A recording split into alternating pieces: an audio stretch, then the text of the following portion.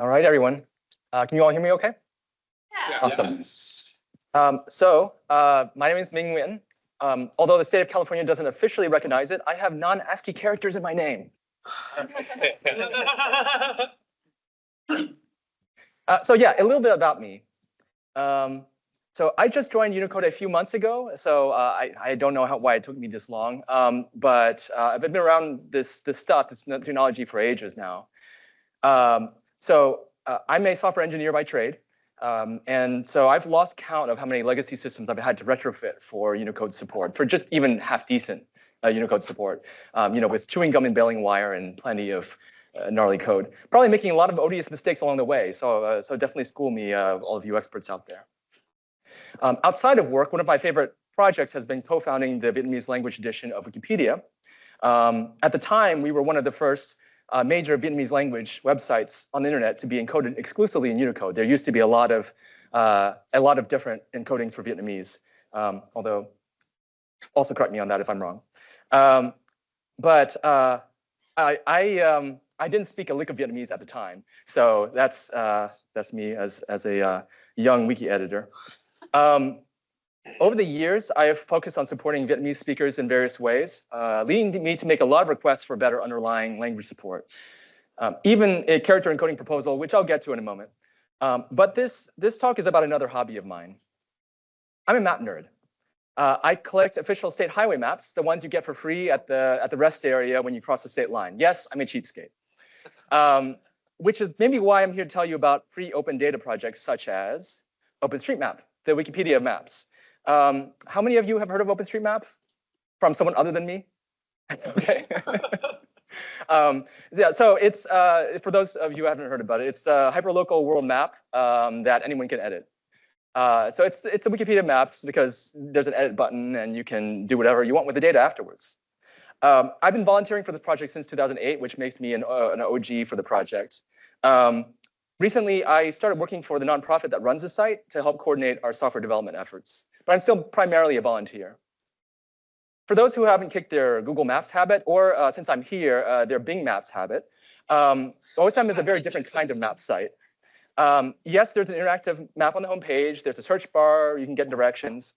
But it's also much more than that. So you click the edit button, and you can actually shape the map yourself. You can trace what you see on aerial imagery, on street level imagery. You can contribute your own local knowledge about your surroundings, about places you've visited. And it's a lot more than the kinds of things that you typically expect from a commercial map.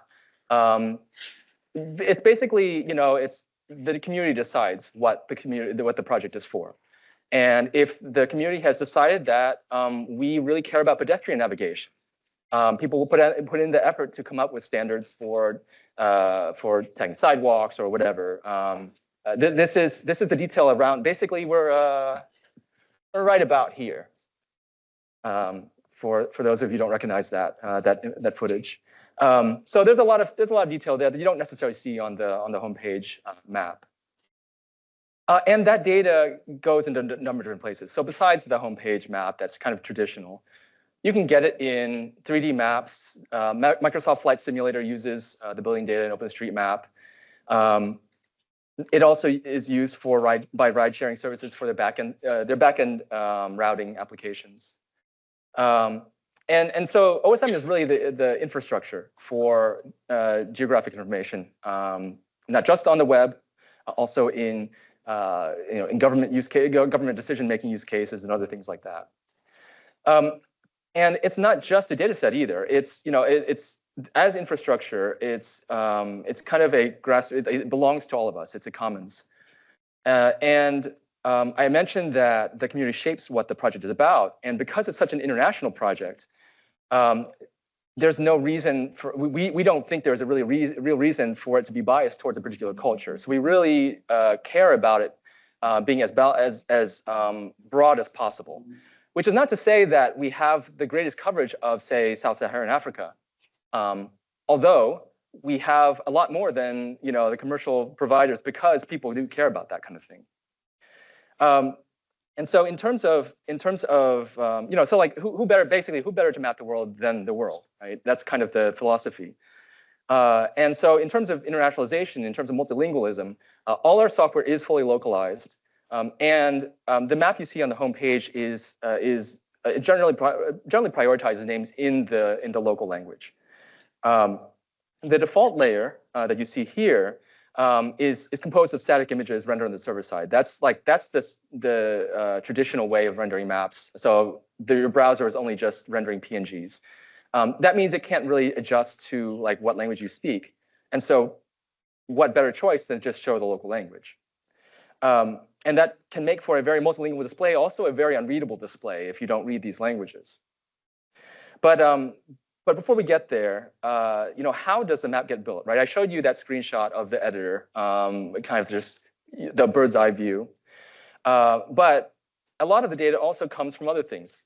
People are going around, walking around looking for things to map. And if the things to map are in different languages, they will get recorded in different languages. We actually have this thing called the on-the-ground rule, that if there's ever any ambiguity about what reality is, how to map something, you focus on reality, on what's on the ground, what the signs say, what people use in real life, or sometimes quite literally what's on the ground. And that's not to say that we limit ourselves to this kind of idea of a shared reality, because in reality, everybody does speak a different language, right? So as a concession to that, we also record everything else. And that's a lot of different languages that have names for San Francisco. Most of them just say San Francisco, but there are some notable exceptions, and it's important to record all of that. Not just for world-class cities like this, but potentially for anything that people care about enough to have a special name for it in their language. We also link out to other projects like Wikidata, so that data consumers can access even richer linguistic data. There are a multitude of OSM-based styles with a different look and feel and different selection of the data. So like this one is called OSM Americana. It aims to be familiar to people who are familiar with those footable maps and atlases that like the ones I used to collect at the rest areas. And if this map were just use the primary language, you get something like this, a celebration of multilingualism. So like you see the labels for the North Sea and the Baltic Sea are there. It's just kind of like the sea is mostly text, very little water actually. So for better usability, this style automatically adjusts to the user's preferred language, and depending the native language for maximum understanding. So this requires a different technology called vector tiles, where so everything, all the data, all those languages you saw get downloaded to the browser. The browser then decides what to render and how, based on the website. And so here's the San Francisco Bay Area in traditional Chinese, both the Hong Kong and Taiwan standards, and English underneath. You can get this in a variety of languages. So OSM standard for how to model that in the data is based on international standards, right? So the IETF has this standard called BCP 47, which incorporates a number of other standards, including some that Unicode is responsible for. So that's everything from, so like ISO 639 is the language code, there's a script code, there's a country code, there's a region code even, and then finally some Unicode extensions for things like, so I showed you earlier traditional Chinese. You can get traditional Chinese in the Taiwan standard with this code. And you can get, I believe this is Chinese, distinguishing between Chinese that uses traditional Chinese numerals versus European numerals. And these are all things that people do sometimes record in OSM. So the upshot is you can get things in a number of different languages. This is the contiguous United States in Amharic, and the same in Navajo, and the same in Latin, for all you Latin scholars. But these standards are also useful for other things, right? So this is a single body of water that is split down the middle by a state line. Virginia and North Carolina disagree over what it's called. They don't just name their side of the lake either. They say the whole thing is their name for the lake. And so one way to split the difference is to encode each state's idea with this Unicode extension that indicates the political subdivision. Sort of the geographic dialect, you could say. We also have IPA transcriptions of place names. And so I live in San Jose, and you better not call it San Joe's. That's in Illinois. That's what they call it. It's you know, I think I would be insulting them if I called their place San Jose. But there's an extension to these standards for IPA transcriptions as well. So that's OpenStreetMap, and I'm actually here today to talk about an extension to OpenStreetMap called OpenHistoricalMap. It's actually a spin-off project. The community overlaps considerably. We use a lot of the same software and methodology. But essentially, the concept of it is it's like OpenStreetMap but for history, or maybe you put it another way, it's a time machine that happens to take the form of a map. So you can change the slider, the time slider, and you can go all the way back to, say, 1492 and see what was around in 1492 on both sides of the Atlantic. I should be clear that we're not the only ones who had this great idea. In fact, we have such a generic name because every other name has been taken. But there's plenty of these historical geography, digital humanities kind of projects around. And they all complement each other, not really competitors either. What OHM brings to the table is these things. We're a crowdsourced project. We're grassroots. So there's a lot of academic projects. There's a lot of commercial products, but we're really trying to take this whole idea of crowdsourcing geographic knowledge, and we think that brings something to the table. If you think about your own memories of where you used to grow up, the stories you heard from your grandparents, that kind of stuff is all fair game. We have a lot of people who are deeply invested in recording the history of the world, geographic history of the world. These numbers are growing pretty rapidly. We're actually technically something like, well, we're over a decade old technically, but really have just picked up in the last couple of years as the technology has improved. And this has allowed us to, so this is an all-time view of OpenHistoricalMap's country boundaries, empire boundaries, and so forth. And you can kind of see that we do have some very dense coverage in places like Europe, and also in the United States. We have the most comprehensive coverage of county history, historical county boundaries in the U.S. On the internet. But there's also places that are really vacant, really sparse in OHM. So you can really kind of get a sense there from that heat map that there's actually wide parts of the world that need a lot more attention. And so what I tell people is that every open data project, every crowdsourced open data project goes through a phase that I like to call the tip jar phase.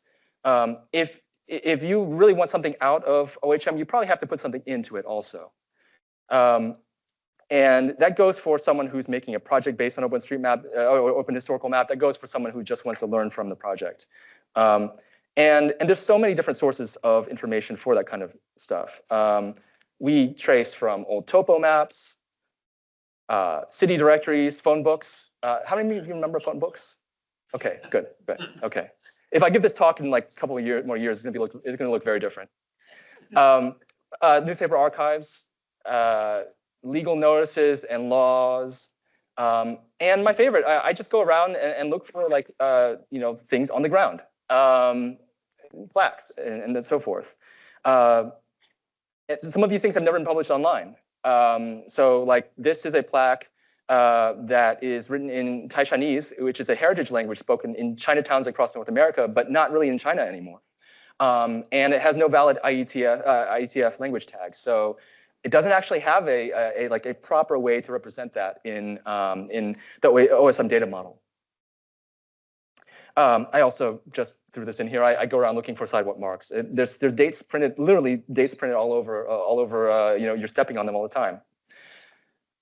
So just to recap, OSM and OHM have have a lot of similarities, but there's also some differences. Because we are capturing not just the present, but also the past, we have to expand our methodology beyond just field observation to incorporate research. Yes, it's totally legitimate to go to a library and look for something, look for information about what something was called in the old days.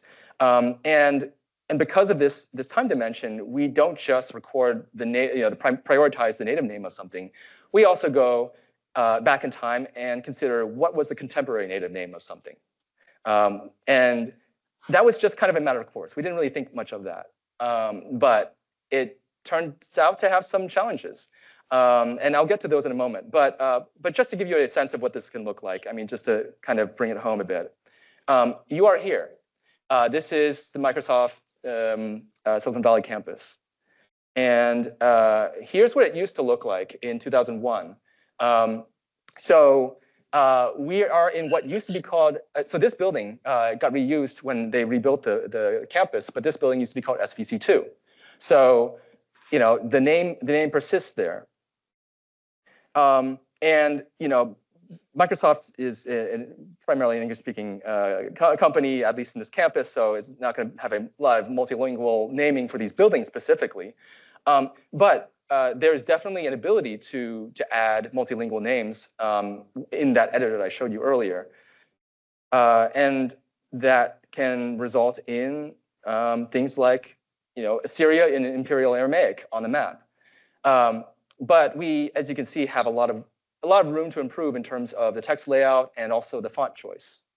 That's Unifont. If you don't recognize it, Unifont looks terrible. We've got a long way to go, but it's also just neat to be able to, as an educational resource, to be able to show people, okay, as an English speaker or as a speaker of some other language, here's where you can go to learn about history, and then you can switch to the native languages if you're interested. And in being sort of absolutist in this approach to naming things, we've run into some edge cases. So in my case, I helped to map some of the history of Vietnam, and if you go back to the 17th century. Vietnamese, there was a different form of Vietnamese that we call Middle Vietnamese that had a slightly different alphabet at the time that uses a diacritic that isn't really well encoded in Unicode.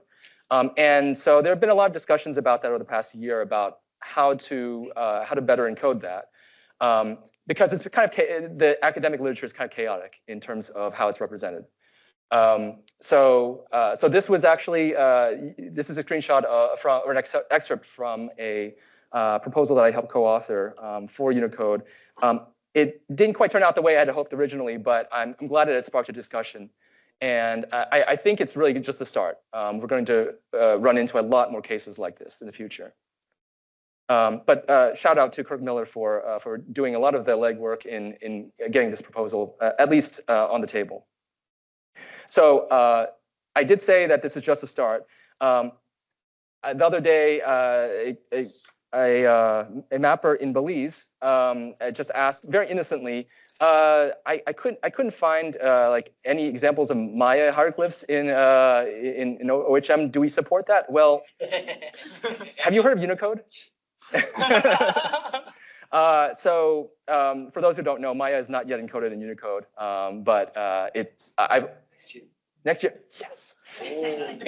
We will be the first use case. I guarantee you.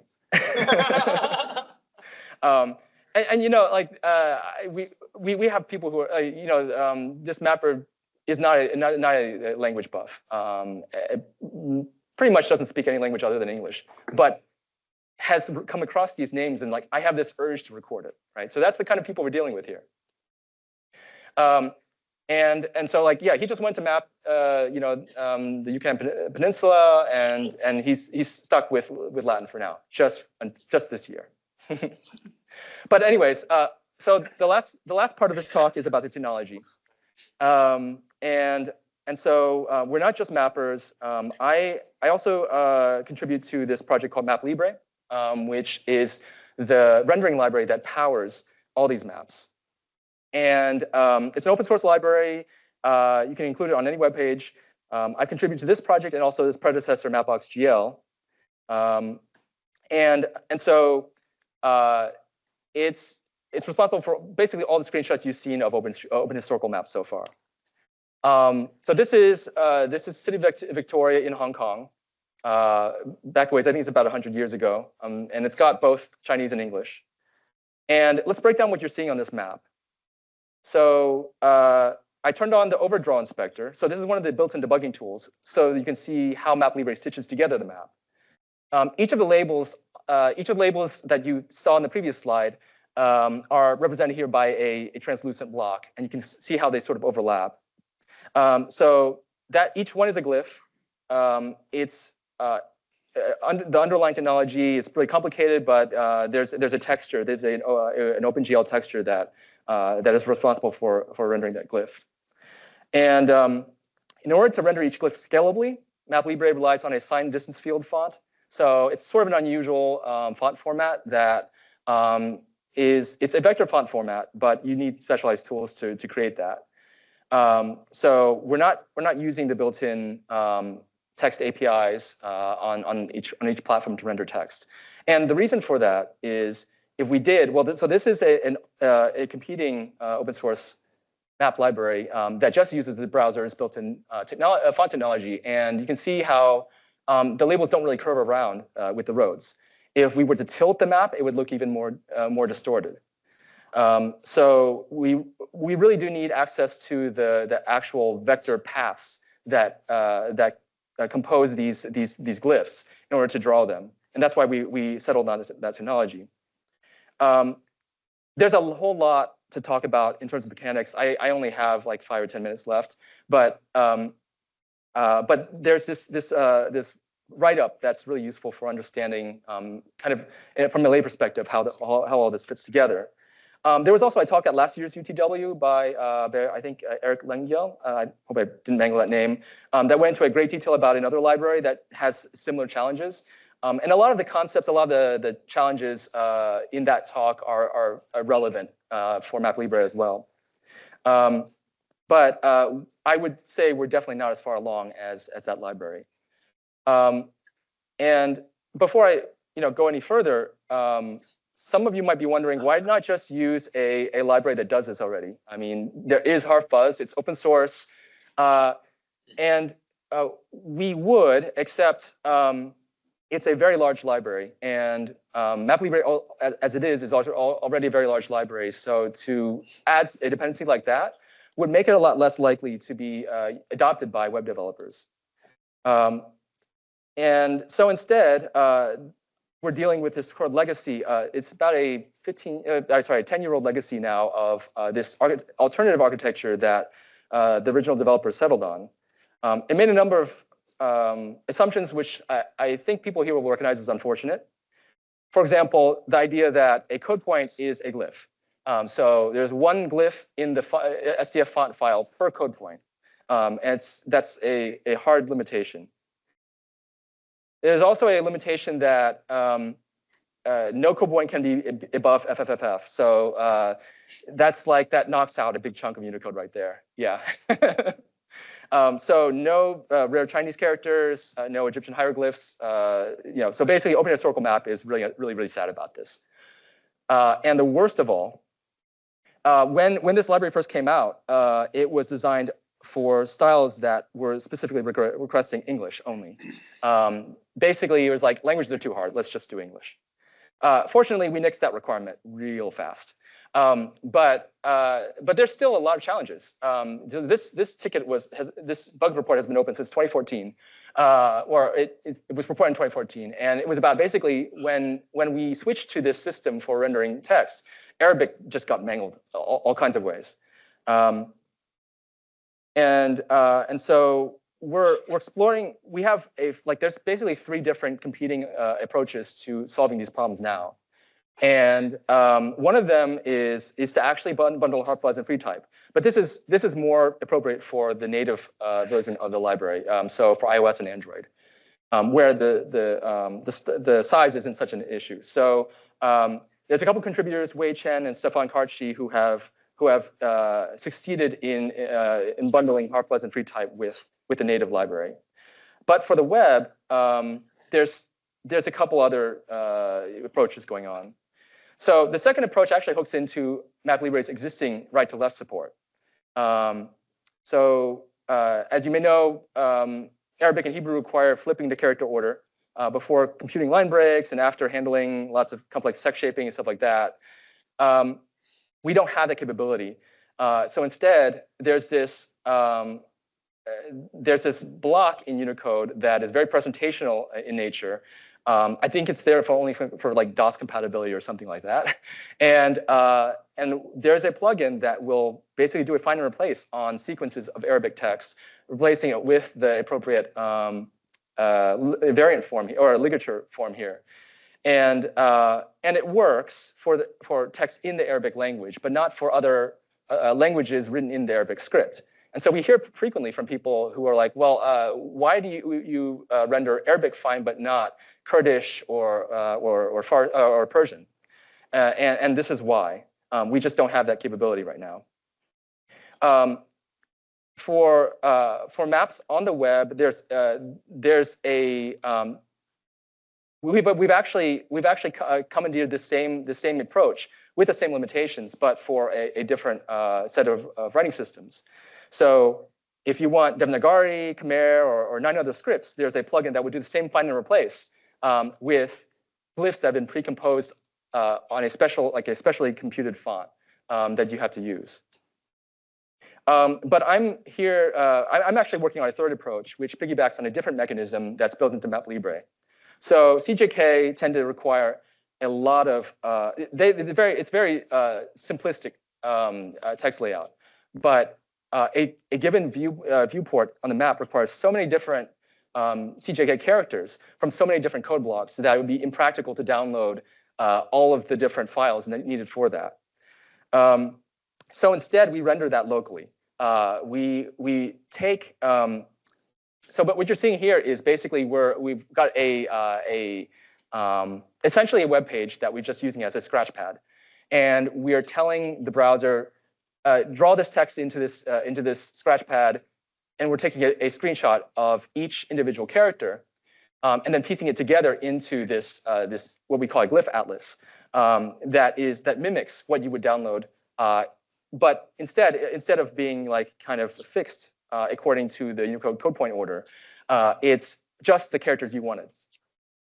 And this approach can be extended to support other writing systems with some tweaks. So we're working on extending this to support basically everything else, even kind of emoji. So that would cross off this, which makes me very relieved. And that makes it possible to do things like labeling the United States in Gothic. I don't know why, but it sounds cool. And more seriously, there are some indigenous languages in the US that are only represented beyond the basic multilingual plane. So this is Osage. And their relatively recent writing system is now possible to render.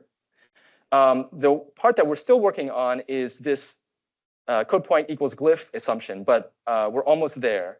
And once we solve that, we'll be able to render a lot more writing systems with better fidelity. So, for example, Sinhala here, and there's other Indic scripts and other writing systems that really benefit from this.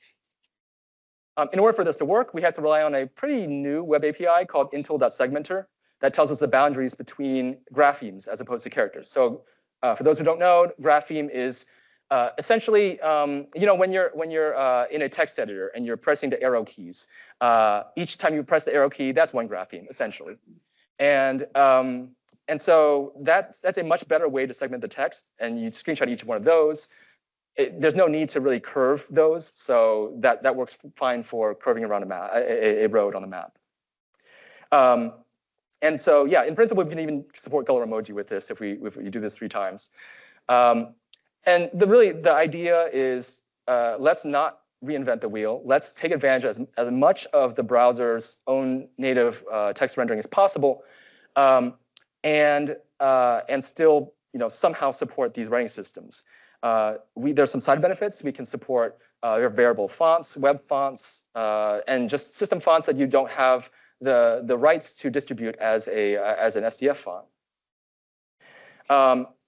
Also, it gives us more sophisticated line breaking by word boundaries, and so that's nice for countries like Thailand, where well, this is very small, but there's so this I think is in Burmese. There's some labels on the right that are actually broken at word boundaries now, whereas on the left here they are not, and that's because this writing system doesn't use spaces to delimit words. And it wouldn't make sense for us to bundle a whole like Burmese dictionary and a Thai dictionary and so forth. Unfortunately, it's not perfect. It only addresses the issue of ligatures. It doesn't address the issue of contextual forms when a character changes shape depending on if it's in the beginning or end of a word. And so here you can see sort of a comparison of the system's native rendering versus what we were able to do right now with some letter spacing, so you can compare. And so this is still something that we need to explore some further. Did we really think we could just rely on a browser API and avoid having to hard code a regular expression of exceptions? So these are the Unicode characters with that has a specific Unicode property, and it's known to real humans as a virama. It's an invisible character that causes the surrounding characters to join up in different ways. But the segmenter API considers this virama to be its own segment. So that's a problem, and we have to kind of hard code around that. I expect there will be more exceptions that we'll come across in time, but this is sort of a better baseline than what we had been working with before. And so the roadmap for us basically looks like, well, we have actually just finally shipped font substitution, which is kind of the first step of this, so that we can wean ourselves off of that SDF font technology. We're soon going to ship support for post BMP code points that are like Egyptian hieroglyphs and so forth, rare Chinese characters, and also ligature support. But contextual forms is still a work in progress. And even if we finish all of that, we're still going to have people telling us stuff like this. So it's a never-ending quest. And I think it's actually a beautiful story because he just wanted to map the history of where he lives, but he wound up becoming a linguist. So I think that's kind of something to hope for. So more than anything, this is really a call to action to people to help build OHM with us, both in terms of the map data and also in terms of technology. If there's something we're overlooking, please let us know. And help us fill the blanks. Just tell your friends, tell your non-mapper friends who might actually get into maps because of this project. So you can find information on OpenHistoricalMap on the left here. My personal information is on the right. Yes, I have an internationalized domain name for my email address. And I'll take any questions. I hope I'm not over time now. Cool. Yes. Hey, first of all, really inspiring stuff. I love how, you're a software engineer by trade. You just have a really good interest in this sort of map locale-based information to integrate it and to make it representable, so to speak, and to make it so that, you could be here at Microsoft's campus and to be able to talk about it. I'm really inspired. I'm representing the Middlebury Institute of Internationalization Monterey. I am not a software engineer by trade. I'm actually in computational neuroscience. I studied at Boston University for undergrad and then came to the Middlebury Institute to further translation localization studies. I have an interesting question for you. I guess it involves a little bit of critical thinking because it takes a lot of the concepts that you had described here, sort of amplifies it in terms of the complexity given, of course, the integrative properties of a Unicode's their code points and going into the glyphs. And I want to tackle that portion in particular because I know you said that that's still in its infancy. Yeah. Have you ever thought about, so I know that, OpenStreetMap, and given how long you guys have been working on the project, I'm sure that you guys have like a set structure to how the actual vector, it's vector based. So obviously you have, your own methodology for ensuring that those you're basically not hard coding like every single time, but you're essentially inputting the information so that into a database so that it could represent itself via the language that is encoded. And as languages continue to get encoded, for instance, Maya, which you guys mentioned happening next year, that continue. I was wondering, for the glyphs part, one of the things that, so I am also working on a technical project, and I thought this was something to bring up, which is really cool because it's something I struggle with too. High representation, a high dimensional representation of code point data in order to enable glyphs to be mapped cross-lingually with the data that you already have on languages. And given that, you already have this repository of code points to increase efficiency, computational efficiency of representing low resource languages in a low dimensional space. Have you considered maybe an eigenvector based approach where you are simply taking this cross-lingual transfer of the languages that are already available and simply mapping, like for instance, rare Chinese characters to these various the semantic and contextual definition that is already established in the language that you have in order to sort of simplify OpenStreetMap or OpenHistoricalMap's ability to draw to represent that. I want to know your thoughts. So I'm going to try to recap. Hopefully I get this right. But so basically, you're wondering about ways to optimize the storage of this information so that you don't have to kind of manually, we don't have to manually input each individual name in each individual language. That maybe take advantage of similarities between languages and writing systems. Okay. Yeah. So. I didn't get into here, but it's actually not necessary for us to manually input the name of every single feature in OpenStreetMap or OpenHistoricalMap in every single language, and its pronunciation and all these things, right? It's more for recording the things that are salient. So not every place has a special name in English. If you go to a random village in Russia or if you think about a restaurant in Switzerland, it might not have an English name, but there's a way to transform whatever the name is into English, whether it's transliteration, maybe borrowing a translation from some other language that's more relevant in that locale. And we generally leave it up to data consumers to make those inferences where necessary. And so that's actually really common with search engines that are based on OpenStreetMap data. They need to do that because they can't count on you to be searching in. I mean, people who speak one language might still search in English, right? So that's where that usually comes into play. It's not so much the database itself, but the things built on top of the database.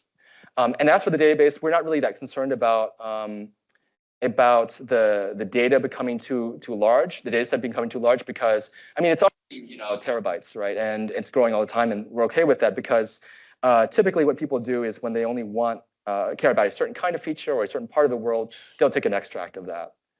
So it's much more manageable. Hope that answers your question. Yeah, and I was just gonna follow up with that. So do you think that you would leverage any kind of technology like that? For instance, a generative platform that is integrated or versus an API for OpenStreetMap or HistoricalMap? Yeah, so OpenStreetMap and OpenHistoricalMap technically are just the database, right? And the community around it.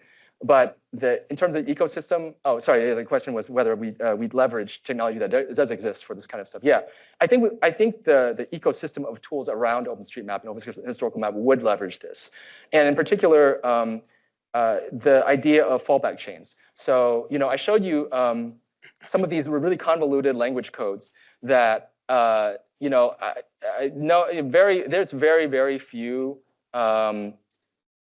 instances of something being tagged explicitly with the Virginian English, name, right? And so you have to know how to fall back to, in this case, U.S. English, or in this case, probably Mandarin Chinese, or Cantonese, something like that. And those fallback chains do exist. Unicode publishes some as well, but there's definitely gaps in that when you talk about under-resourced languages. And I think perhaps generative technologies could help with that. Appreciate your insight. Thank you. Sorry. Okay.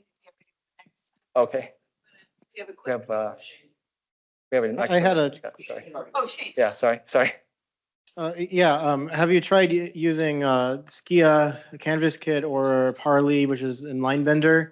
Those are two solutions I am familiar with that like do this text layout and have like, one of them doesn't use harfbuzz, one of them does use harfbuzz. You said you don't like harfbuzz. Linebender doesn't use harfbuzz. They use rustbuzz. Like I was sort of wondering like if you looked at those options, including like compiling them to WebAssembly, for example. Yeah. Linebender works really well in WebAssembly and so forth. So I don't know about Mindender specifically. I know that with harfbuzz, we have periodically looked at compiling harfbuzz down to WebAssembly, and it's still last time we tried this was still too large. I mean, I think the benchmark is basically it has to be roughly the same size as this RTL plugin we're already using, because that's already kind of at the limit of what people are willing to embed. But it's we're definitely willing to try more things. I mean, we've got 3 experiments going on, right? What's another? Yeah. Okay. The next. Okay. Thank you very much. Wonderful questions. Please, we can talk after this. Thank you.